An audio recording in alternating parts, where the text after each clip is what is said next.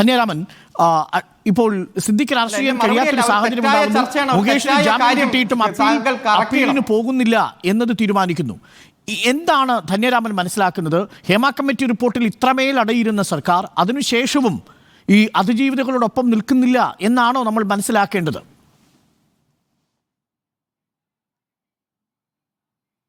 ഈ സിദ്ദിഖിൻ്റെ കേസിൽ അതിജീവിത വളരെ സ്ട്രോങ് ആയിരുന്നു. വളരെ സ്ട്രോങ് ആയിട്ട് അവർ വന്ന് അവരുടെ മൊഴി കൊടുത്തു. അത് മാധ്യമങ്ങൾക്ക് മുൻപിൽ അവർ പ്രതികരിച്ചു.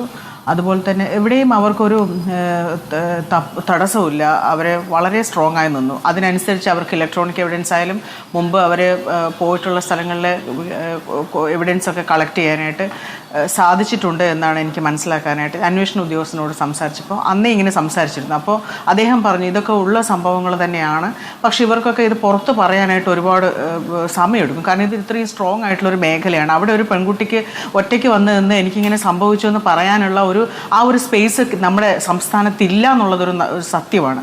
എനിക്കിങ്ങനെ സംഭവിച്ചു, എന്നെ ഇങ്ങനെ ചെയ്തിട്ടുണ്ട് എന്ന് ഒരു പെൺകുട്ടിക്ക് പുറത്ത് പറയാനുള്ളൊരു സാഹചര്യം ഇപ്പോഴാണ് ഉണ്ടായത് എന്ന് മനസ്സിലാക്കണം.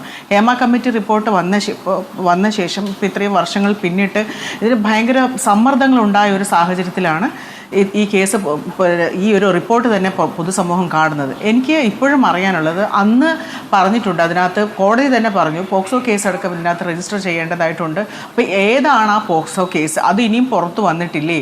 ആ മൊഴികളൊക്കെ ഇനിയും എപ്പോഴായിരിക്കും, ആ മൊഴിയുടെ അടിസ്ഥാനത്തിലേക്ക് ഇനിയും കേസുകൾ രജിസ്റ്റർ ചെയ്യാനുണ്ട്. അതൊക്കെ ഇനി എന്നായിരിക്കും ഉണ്ടാവുക? അപ്പോൾ ഇനിയും ഇതുപോലെ ഡിലേ ആയി വരുമോ എന്നുള്ളതാണ്. അപ്പോൾ എത്രയോ കാലപ്പഴക്കം ചെന്നിട്ടുണ്ട്. അപ്പോൾ അതിനനുസരിച്ച് കേസ് കൂടുതൽ ആൾക്കാരെ ഉപയോഗിച്ച് ഇത്തരത്തിൽ സിദ്ദിഖിനെയൊക്കെ നേരത്തെ കസ്റ്റഡിയിലെടുത്ത് ഈ ഇലക്ട്രോണിക് എവിഡൻസ് ഒക്കെ നശിപ്പിക്കാൻ ഉള്ള ഒരു സാഹചര്യം കൊടുക്കരുത്, അത്രയും സമയം കൊടുക്കരുതായിരുന്നു. കഴിഞ്ഞ 2 വർഷമായിട്ട് കേരള പോലീസിൻ്റെ ഇത്തരത്തിലുള്ള എല്ലാ കേസുകളിലും എല്ലാം സ്ലോ ആണ്. അല്ലെങ്കിൽ ഇപ്പോൾ ഞങ്ങൾ തന്നെ ഇടപെടുന്ന അട്രോസിറ്റി കേസുകളിലൊന്നും ഒരു അട്രോസിറ്റി രജിസ്റ്റർ ചെയ്യാറില്ല. അഥവാ ചെയ്താൽ തന്നെ 2-3 മാസം പിടിക്കണം, പലതവണ പോലീസ് സ്റ്റേഷൻ കയറി ഇറങ്ങണം. അപ്പോൾ ഈ ആഭ്യന്തര വകുപ്പിന് ഭയങ്കര ഒരു സ്ലോ ആയിട്ടുണ്ട് എല്ലാ കാര്യത്തിലും. അത് പ്രതികളെ എങ്ങനെ എടുക്കേണ്ട കാര്യമില്ല, കേസ് അങ്ങനെ സ്ട്രോങ് ആയിട്ട് വേറൊരു സമ്മർദ്ദം പോലീസിന് കിട്ടിയിട്ടുള്ളത് പോലെയാണ് നമുക്കൊക്കെ തോന്നിയിട്ടുള്ളത്. അതിൻ്റെ ഭാഗമായിട്ട് എല്ലാം സ്ലോ ആണ്. പൊതുസമൂഹവും മാധ്യമങ്ങളും ഇപ്പം എല്ലാവരും പറയും എന്തിന് മാധ്യമങ്ങൾ ഇത് ചർച്ച ചെയ്യുന്നത്, എന്തിന് ഇത് വേറൊരു ട്രയലാണോ എന്നാണ് ചോദിക്കുന്നത്. സത്യത്തിൽ മാധ്യമങ്ങൾ ഈ സമൂഹത്തിന് മുമ്പിൽ വന്ന് ഇത് സംസാരിച്ചു കൊണ്ടേ ഇരുന്നില്ലെങ്കിൽ ഇതൊക്കെ ഇല്ലാണ്ടായിപ്പോവും.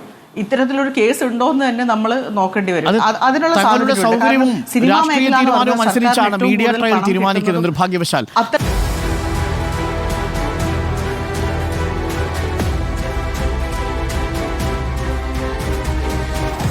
Debate with Arun Kumar.